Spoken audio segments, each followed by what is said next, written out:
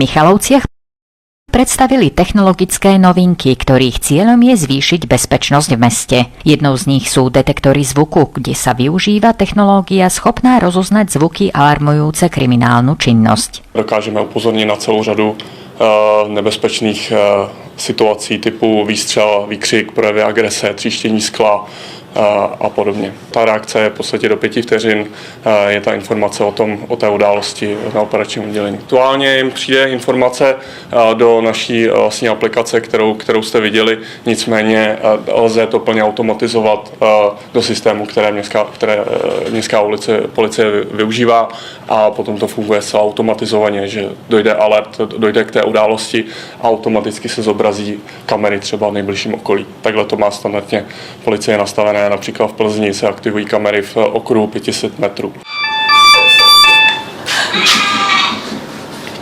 To je ten zvuk. Okrem Plzne túto technológiu využívajú viaceré veľké české mestá, ale aj holandský Amsterdam či brazílske São Paulo. Testovanie beží v Poľsku a vo Veľkej Británii. Na Slovensku je tady Michalovce jsou první město, kde je to technologie nasazená.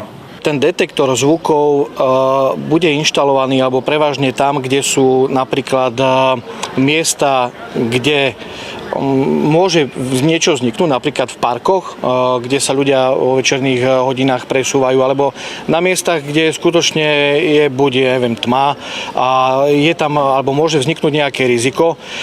Ten samotný detektor vie identifikovať napríklad ženský krík, vie identifikovať napríklad dopravnú nehodu, ak sa buchnú dve motorové vozidla, po prípade streľbu.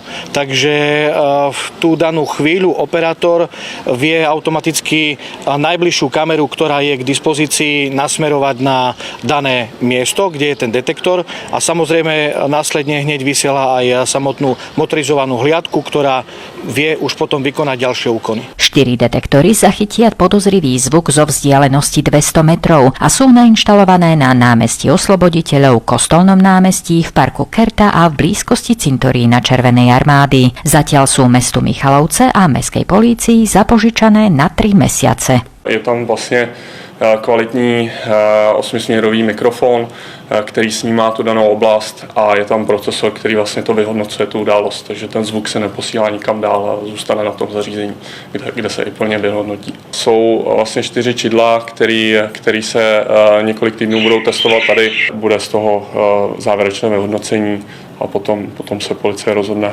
jak dál postupovat.